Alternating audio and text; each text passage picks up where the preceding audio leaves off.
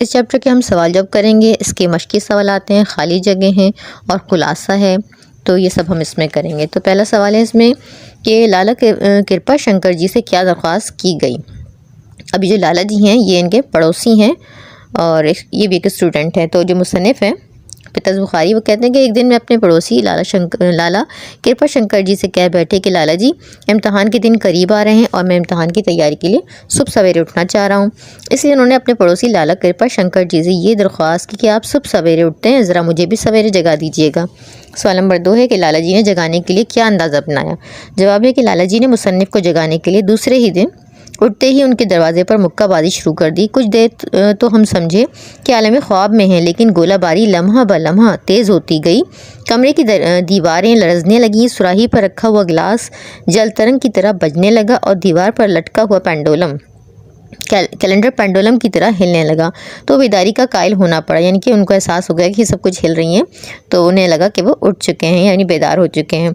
जब मुसन्निफ़ ने कमरे में लैम्प जलाया और लाला जी को बाहर रोशनी नज़र आई तो उन्होंने दरवाज़ा बजाना बंद किया। अच्छा, सवाल नंबर 3 है, इसमें 3 है कि ज़बरदस्ती जगाए जाने पर मुसन्निफ़ के तासुरात क्या थे।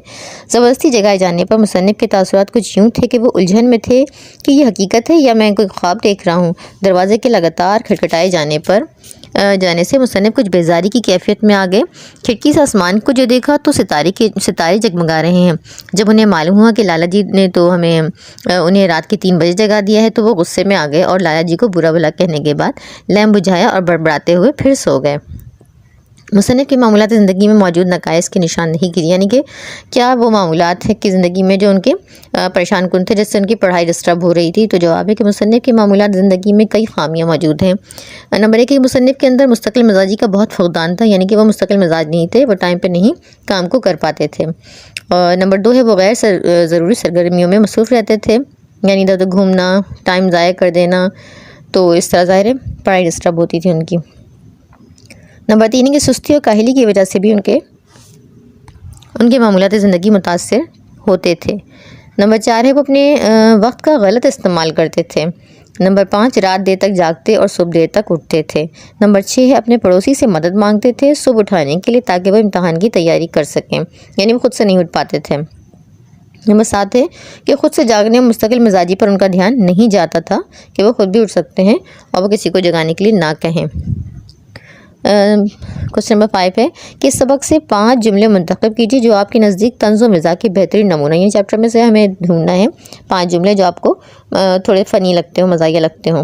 तो नंबर 1 है कि लेकिन लाला जी के जगाने के बाद और 10 बजे से पेशतर खुदा जाने हम पढ़ रहे थे या शायद सो रहे थे। नंबर 2 है कि वो हज़रत भी मालूम होता है कि नफलों के भूखे बैठे थे।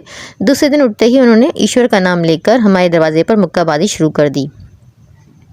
खुदाया किसाफत का सामना है, ये सोते को जगा रहे हैं या मुर्दे को जला रहे हैं। हमें तूने कोई रेलवे गार्ड समझ रखा है। 3 बजे हम उठ सका करते तो इस वक्त दादा जान के मंजूर नज़र ना होते।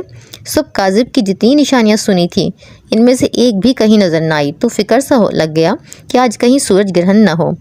आपके ख्याल में कौन सी आदत मुसन्निफ़ को पढ़ाई से दूर रखने का बाइस थी। क्वेश्चन नंबर 6 है, इसका जवाब है कि मुसन्निफ़ रात को देर से सोते और सुबह देर से जागते थे और इन्हें अपनी ज़िंदगी में बाकायदगी लाने में मुश्किल पेश थी। दिन भर अपने कीमती वक्त को ज़ाया करते रहते थे और उन्हीं आदतों की वजह से वो अपनी पढ़ाई पर पूरी तवज्जो नहीं दे पा रहे थे। सवाल नंबर 7 है कि काहिली, सुस्ती और गफलत से पहुँचने वाले चंद नुकसानात बयान कीजिए। जवाब है अगर हम वक्त पर सोएं और जागें तो हमारे दीगर मामलात भी अच्छे तरीके से चलें। अगर हम वक्त पर काम ना करें तो हमें दूसरों के सामने शर्मिंदगी उठाना पड़ती है। इस तरह नमाज़ों के भी औकात मुकर्रर हैं, अगर हम उन्हें वक्त पर अदा ना करें तो सज़ा के मुस्तहिक बनेंगे। अगर वक्त पर पढ़ने ना बैठे तो हमारा कीमती वक्त ज़ाया हो जाता है और आइंदा ज़िंदगी में नाकामी का सामना करना पड़ता है। अगर किसी जगह जॉब कर रहे हों और टाइम का ख्याल ना रखें तो जॉब से निकाले जा सकते हैं, यानी कि हमें टाइम पे पहुंचना पड़ेगा जॉब पे। काहली और सुस्त तबीयत की वजह से लोगों की तानाज़नी और उनकी तनकीद का निशाना भी बनना पड़ जाता है। वक्त की अहमियत को अगर ना समझे तो लोगों का एतबार खो देते हैं। फिर है सबक का खुलासा तैयार कीजिए। तो इसमें हम पहले हवाला दे देंगे कि सबक सवेरे जो कल आँख मेरी खुली के मुसन्निफ़ पितरस बुखारी हैं और ये उनकी तसनीफ़ पितरस के मज़ामीन से माखूज़ है। तारुफ मुसन्निफ है कि पतरस बुखारी का असल नाम अहमद शाह था, लेकिन अदब में पतरस बुखारी के नाम से मशहूर हुए। अदब में पतरस को तंज़ो मिज़ाज से दिलचस्पी थी। उर्दू नसर में तंज़ो मिज़ाज को तरक्की देने में पतरस का अहम मकाम है। हालांकि उन्होंने उर्दू में कुल 11 मज़ामीन लिखे हैं। पतरस बुखारी 1898 में पेशावर में पैदा हुए। पतरस बुखारी के मज़ामीन पाकिस्तान और हिंदुस्तान में स्कूलों से लेकर जामियात तक उर्दू निसाब में शामिल है। उनकी मशहूर तसानीफ़ में पतरस के खुतूत, खुतबात पतरस, पतरस के मज़ामीन और अक़वाम मुत्तहिदा में तकारीर का मजमूआ शामिल है। उनका इंतकाल 1958 में न्यूयॉर्क में हुआ। फिर सबक का खुलासा, इसकी हेडिंग लगाएंगे। इस सबक में पतरस बुखारी ने ख़ुद को एक तालिब इल्म के तौर पर पेश किया है जो गैर ज़िम्मेदार, सुस्त और आराम तलब है, और उन्हें ये ख्याल गुजरता है कि सुबह सवेरे उठना अच्छा होता है इम्तहान की तैयारी के लिए, और बदकिस्मती से वो अपने पड़ोसी लाला जी के सामने इस ख्वाहिश का इज़हार कर देते हैं। लाला जी फ़िक्रमंदी के साथ इन्हें रात के 3 बजे जगा देते हैं, तो मुसन्निफ़ को इतनी सुबह जगाए जाने पर बेहद गुस्सा आता है और नाराज़ होते हुए दोबारा सो जाते हैं। इसके बाद हस्ब मामूल सुबह 10 बजे उठकर अपनी रोज़मर्रा की सरगर्मियों में मसरूफ़ हो जाते हैं। शाम को जब लाला जी को संजीदगी के साथ पढ़ाई करता देखते हैं तो बहुत शर्मिंदगी महसूस करते हैं और वो ख़ुद भी संजीदगी से पढ़ाई करने का पुख्ता इरादा करते हैं। अगले दिन वो दोबारा अपने पड़ोसी लाला जी से सुबह 6 बजे जगाने का कह देते हैं। लाला जी सुबह 6 बजे इनके दरवाजे पर घूंसों की बारिश शुरू कर देते हैं। दरवाजे पर उनके घूंसों की वजह से मुसन्निफ की आंख तो खुल जाती है, लेकिन वो नाराज़ होकर कुछ ही देर में दोबारा सो जाते हैं और अपने रोज़ के मामूल के मुताबिक 10 बजे उठते हैं। सोकर उठने के बाद मुसन्निफ अपने आप को कसूरवार नहीं समझते हैं, बल्कि ये कहते हैं कि लाला जी ने उन्हें देर से उठाया है या तो आज 6 देर से बजे हैं। खैर, वो लाला जी का शुक्रिया अदा करते हैं और उन्हें आइंदा भी रोज़ाना सुबह 6 बजे जगाने का कह देते हैं। अगले दिन लाला जी ने दरवाजे पर घूंसे और मुक्कों की बारिश शुरू कर दी।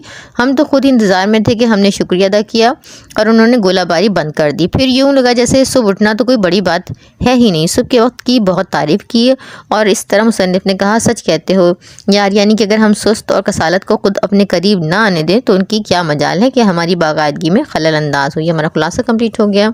अब हम इसकी जो है इसके दुरुस्त जवाब पर निशान लगा लेते हैं कि गीदड़ की मौत आती है तो वो दौड़ता है शहर की तरफ। लाला जी ने मुक्काबाजी शुरू कर दी दरवाजे पर। लाला जी आदमी हैं बहुत शरीफ। लाला जी ने साहिब मजमून को 3 बजे जगा दिया क्योंकि साहिब मजमून ने जल्दी जगाने की दरख्वास्त की थी। इस सबक से हमें मालूम हुआ है कि सुबह सवेरे उठने के लिए कितने जतन करने पड़ते हैं।